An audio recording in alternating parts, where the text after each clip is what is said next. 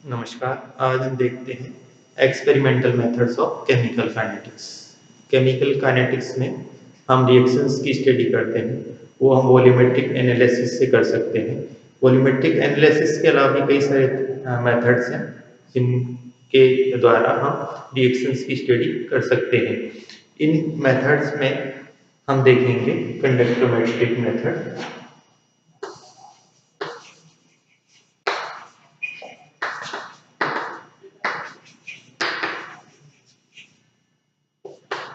Polarimetry, potentiometric methods,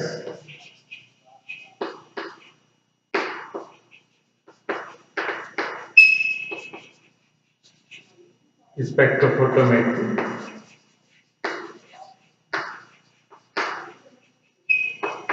इनके द्वारा ये कुछ मेथड्स हैं जिनके द्वारा हम रिएक्शंस की स्टडी कर सकते हैं। तो इनको हम वन बाय वन करके देखते हैं। सबसे पहले हम देखते हैं कंडक्टोमेट्रिक मेथड, चालकता मूलक विधि।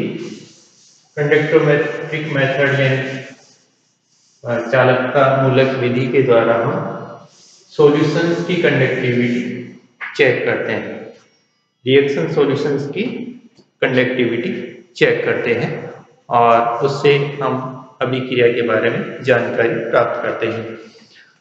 हम जानते हैं कि जो सॉल्यूशंस की कंडक्टिविटी है वो उनके आयनों के ऊपर डिपेंड करती है और अलग अलग आयंस के कारण जो कंडक्टिविटी की वैल्यू है वो भी अलग अलग होती है।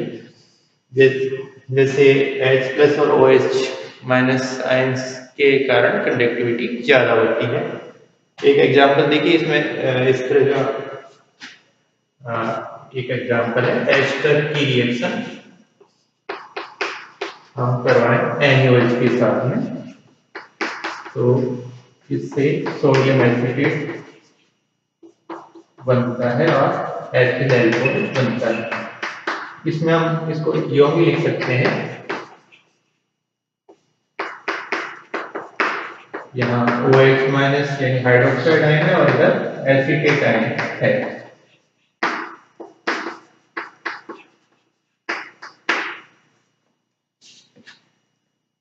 अब हाइड्रोक्साइड आयन के कारण जो कंडक्टिविटी की वैल्यू है वो ज़्यादा होती है और एसीटेट आयन के कारण कम होती है। इसमें स्टार्टिंग में हाइड्रोक्साइड आयन ज़्यादा होता है इसलिए कंडक्टिविटी की वैल्यू ज़्यादा होती है और धीरे धीरे एसीटेट आयन की वैल्यू एसीटेट आयन ज़्यादा बनता जाता है और OH- आयन कम होता जाता है, इसलिए कंडक्टिविटी की वैल्यू कम होती जाती है। तो इस रिएक्शन को हम इस विधि के द्वारा इसको स्टडी कर सकते हैं और हम इसका ऑर्डर ज्ञात कर सकते हैं कि किस ऑर्डर की रिएक्शन है ये। वैसे ये जो रिएक्शन है ये सेकंड ऑर्डर की है, क्योंकि इसकी जो रेट है ये ऐसी, ये जो एस्टर और बेस दोनों की कंसंट्रेशन के ऊपर डिपेंड करती है। इस तरह से लिख सकते हैं हम, इसकी जो रेट है वो एथिल एसीटेट की कंसंट्रेशन और NaOH की कंसंट्रेशन दोनों के ऊपर डिपेंड करती है, इसलिए सेकंड ऑर्डर की रिएक्शन है। सेकंड ऑर्डर रिएक्शन, अगर हम ये दोनों रिएक्टेंट्स इनकी इनिशियल कंसंट्रेशन इक्वल ले लें तो इसके लिए जो इंटीग्रेटेड रेट इक्वेशन है वो किस प्रकार से होगी। हम जानते हैं अगर एक ही तरह का अभिकारक हो, दोनों अभिकारक दो जो मॉलिक्यूल हैं अभिकारक के एक ही मतलब इसमें अभिकारक के हों, या फिर यूं हो कि अगर अलग अलग दो अभिकारक हों तो उनकी इनिशियल कंसंट्रेशन अगर हम समान ले लें तो हम ये वाली इक्वेशन काम में लेंगे। हमने डिराइव भी की है कि इस तरह से इसकी रेट इक्वेशन हमें प्राप्त होती है इस तरीके से। तो हम क्या करते हैं कि इसमें ये जो दोनों अभिकारक हैं उनकी इनिशियल कंसंट्रेशन इक्वल ले लेते हैं। मान लीजिए हम इसकी 0.01 एन ले रहे हैं ये सॉल्यूशन और ये भी 0.01 की एन ही ले रहे हैं, दोनों हम इक्वल कंसंट्रेशन के सॉल्यूशंस तैयार कर लेते हैं और इनको थर्मोस्टेट में रख देते हैं, इक्वल वॉल्यूम इनके आपस में मिक्स करते हैं। तो यहाँ इनको इक्वल वॉल्यूम्स को मिक्स कर दिया है, एस्टर और एनयूएस के इक्वल वॉल्यूम को मिक्स कर दिया है और इसको हम कंडक्टोमीटर से जोड़ देते हैं। कंडक्टोमीटर का जो सेल है वो हम इस रिएक्शन मिक्सचर के अंदर, ये मान लीजिए इसमें रिएक्शन मिक्सचर है एस्टर और एनयूएस का, उसके अंदर हम इस सेल को डिप कर देते हैं, ये कंडक्टोमीटर है और इससे हम रीडिंग लेते हैं, इसकी कंडक्टिविटी ज्ञात करते हैं। अलग अलग टाइम इंटरवल्स पर हम इनकी कंडक्टिविटी ज्ञात करते हैं। मान लीजिए t इज इक्वल टू 0 पे कंडक्टिविटी का मान C नोड है, ये इधर टाइम है और इधर कंडक्टिविटी है। अब टाइम t पर हम अलग अलग टाइम के लेते रहेंगे, 5 मिनट, 10 मिनट, 15 मिनट, इस तरह से। मान लीजिए टाइम t पर ये ct है और इनफाइनाइट टाइम पे t इक्वल टू इनफाइनाइट पे c इनफाइनाइट है। इस तरह से हम इनकी वैल्यूज ज्ञात करते हैं। ये जो c इनफाइनाइट है वो देखिए, क्योंकि उस समय ये जो चालकता है ये इसकी वजह से होगी, इसलिए इसको ज्ञात करने के लिए हम 0.01 N सोडियम एसीटेट का सॉल्यूशन तैयार करके उसकी कंडक्टिविटी ज्ञात कर लेते हैं। और ये हम इस तरह से कर सकते हैं कि हम एसिटिक एसिड और NaOH के दो सॉल्यूशन बनाएं और उनकी कंसंट्रेशन यही ले लें और NaOH जो हमने बनाया है 0.01 N का, उसके अंदर हम एसिटिक एसिड डालेंगे और इससे पहले हम एक दो ड्रॉप इसमें फिनोल्फिन इंडिकेटर के डाल देंगे। फिनोल्फिन इंडिकेटर डालने से इसका कलर पिंक हो जाएगा। फिर हम एसिटिक एसिड इसमें मिक्स करें, इसमें एसिटिक एसिड डालेंगे और तब तक हम डालेंगे जब तक इसका पिंक कलर डिसअपियर नहीं हो जाए। तो वो जो सॉल्यूशन होगा वो इसका बन जाएगा सोडियम एसीटेट का और उसकी कंडक्टिविटी हम ज्ञात कर लेंगे, वो ये C इनफाइनाइट की वैल्यू हो जाएगी। इस तरीके से हम ये सारी वैल्यू जब हम ज्ञात कर लेंगे तो फिर हम ये वाला फार्मूला काम में लेंगे। इसमें देखिए हम इसको कैसे काम में लेंगे, इस वाले फार्मूले को हम A की वैल्यू जो रखेंगे, A वो इस तरह से होगी, A की वैल्यू आएगी, X की वैल्यू जो है वो ये होगी A माइनस एक्स, जो डिपेंड करेगा इसकी जो वैल्यू होगी वो देखिए A minus x Ct minus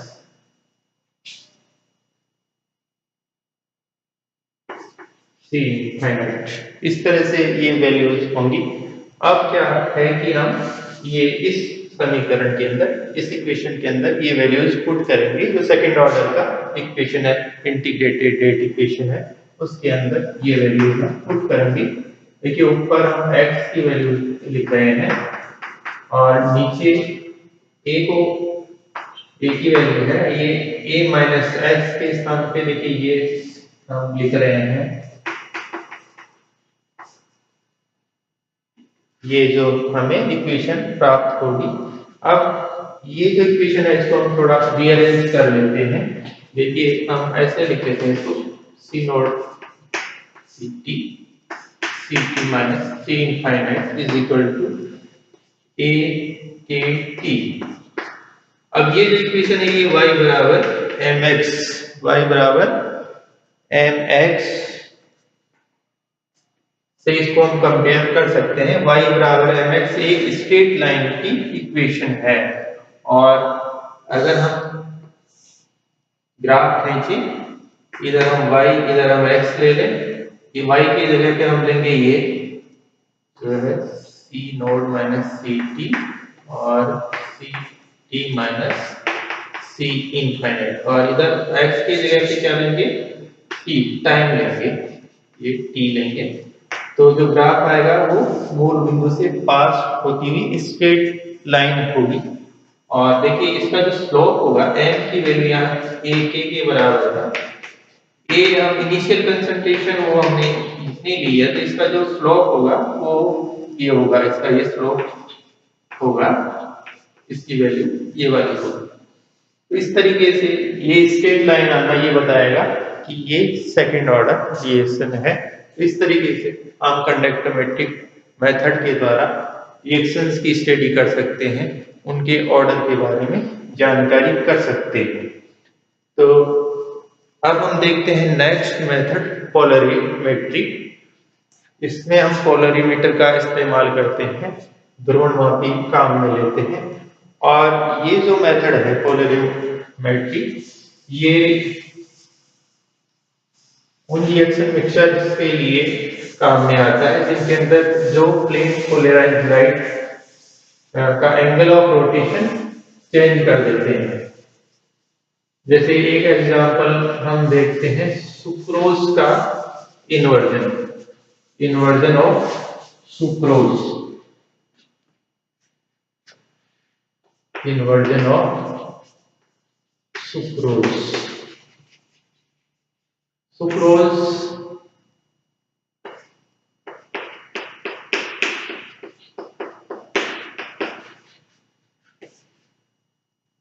ये हम एसिडिक मीडियम में करेंगे, HCl सामने ले रहे हैं और इसमें ग्लूकोज और फ्रक्टोज बनता है। दोनों का मॉलिक्यूलर फार्मूला तो एक जैसा ही है, ग्लूकोज और फ्रक्टोज, लेकिन इनके स्ट्रक्चर में अंतर है। तो ये जो रिएक्शन है ये हम जानते हैं कि ये इसके अंदर एक्सिस में लेते हैं वाटर, इसलिए ये सूडो फर्स्ट ऑर्डर रिएक्शन है, प्रथम कोटि की अभिक्रिया है। इसकी रेट केवल सुक्रोज की कंसंट्रेशन के ऊपर ही डिपेंड करती है, केवल इसकी कंसंट्रेशन के ऊपर ही डिपेंड करती है। फर्स्ट ऑर्डर की रिएक्शन है ये। अब ये हम पोलरीमेट्री के द्वारा भी ये हम देखेंगे कि ये फर्स्ट ऑर्डर की रिएक्शन है। तो इसके लिए हम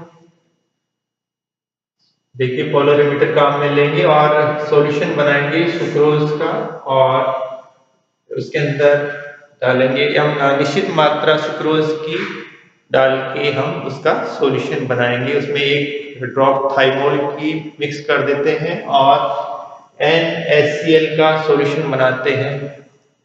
उसमें मिक्स करने के लिए इनको हम पहले थर्मोस्टेट में रखते हैं, बाद में मिक्स करते हैं और फिर हम पोलरीमीटर के अंदर चेक करते हैं उनका एंगल ऑफ रोटेशन। तो पोलरीमीटर के द्वारा हम इनकी रीडिंग्स लेते हैं। मान लीजिए स्टार्टिंग रीडिंग t = 0 पे पोलरीमीटर से जो रीडिंग ले रहे हैं वो R0 आ रही है, t टाइम पे RT और इनफाइनाइट टाइम पे ये R इनफाइनाइट, इस तरह से वैल्यूज हमें प्राप्त हो रही हैं। अब ये जो वैल्यू है इनफाइनाइट टाइम, ये इसका मतलब है 24 आवर्स के बाद हम ये रीडिंग ले लेते हैं। अब ये जो रिएक्शन है, क्योंकि ये फर्स्ट ऑर्डर रिएक्शन है, इसके लिए हम इंटीग्रेटेड रेट इक्वेशन जो काम में लेंगे वो ये है k = 2.303 upon t log a/a-x। इस तरह की ये रेट इसकी integrated rate equation first order की होती है। इसके अंदर हम a की वैल्यू रखेंगे, a हम जो वैल्यू रखेंगे वो होगी R0 - R इनफाइनाइट, और a हाँ इसमें x की जो वैल्यू होगी ये यहाँ पर बोलना रखेंगे, x की जो वैल्यू इसमें होगी वो होगी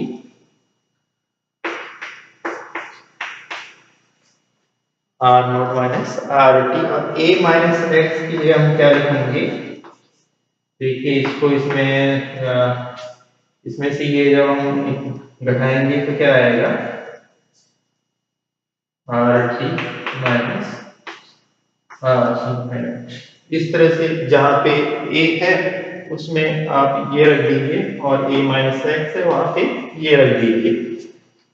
तो इस तरह से हमें इक्वेशन प्राप्त होगी k is equal to 2.303 upon t log a की जगह और a माइनस एक्स की जगह ये रखेंगे। इस तरह से हमें ये इक्वेशन प्राप्त हो जाएगी। हम जानते हैं कि फर्स्ट ऑर्डर के लिए हमने ग्राफ देखा था, इधर हम अगर log a माइनस एक्स लेते हैं और इधर t लेते हैं तो हमें इस तरह की स्ट्रेट लाइन प्राप्त होती है। वो हम इसमें भी खींच के देख सकते हैं, चेक कर सकते हैं। यहाँ a माइनस एक्स की जगह आप लोगे ये log r t minus log minus r infinite और इधर हम लेंगे टाइम t। ग्राफ हमें इस तरह का मिलेगा और उसका जो स्लोप होगा वो माइनस k1 अपॉन 2.303 के बराबर होगा। इस तरीके से जब हम ये ग्राफ खींचेंगे तो ग्राफ हमें प्राप्त होगा जो ये शो करेगा कि ये जो रिएक्शन है ये फर्स्ट ऑर्डर रिएक्शन है। तो इस तरह से हम इन विधियों के द्वारा रिएक्शंस के बारे में जानकारी प्राप्त कर सकते हैं, उनकी ऑर्डर ज्ञात कर सकते हैं।